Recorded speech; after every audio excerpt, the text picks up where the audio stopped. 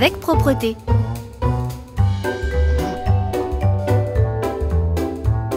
Pour coudre un zip, l'utilisation d'un pied de biche spécial fermeture éclair est indispensable. Préformez les propretés au fer en repliant les valeurs de couture de 1 cm à chaque extrémité, puis en la repliant en deux sur la longueur. Insérez chaque extrémité du zip dans la propreté repliée, puis épinglez. Il ne reste plus qu'à piquer à la machine. Piquez perpendiculairement au zip à 1 mm du bord de la propreté. Attention de ne pas se précipiter, l'aiguille pourrait se casser sur les dents du zip. Placez votre tissu sur le zip endroit contre endroit. Attention au sens du tissu. Épinglez et piquez au plus près des dents du zip sur l'envers de la fermeture éclair.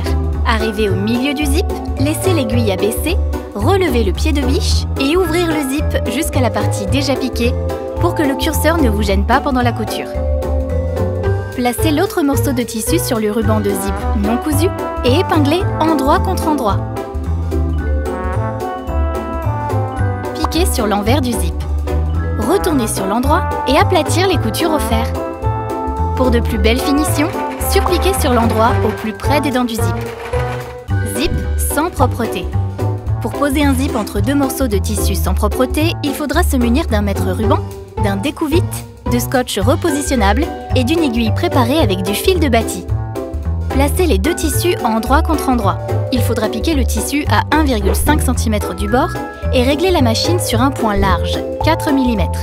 Il ne faut pas oublier de marquer chaque extrémité de l'emplacement réservé au zip par un point arrière. Découdre un point tous les 5 cm dans l'intervalle de couture réservé à l'emplacement du zip. Coupez les valeurs de couture au ciseau cranteur pour de plus belles finitions. Ouvrir la couture au fer. Centrez le zip sur la couture, sur l'emplacement réservé à cet effet. Bâtir le zip à grands points en faisant attention de ne piquer que dans les valeurs de couture. Piquez une épingle à chaque extrémité du zip. Coupez un morceau de scotch de la dimension du zip en vous aidant des épingles faisant office de repère. Posez-le sur l'endroit en le centrant soigneusement sur la couture. Enlevez les épingles sur l'endroit. Surpiquez le zip en longeant au plus près du scotch. Attention de ne pas piquer celui-ci pour ne pas enduire l'aiguille de colle. Faire le tour complet en terminant par un point arrière.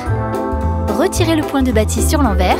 Défaire la couture au découvite sur toute la longueur du zip.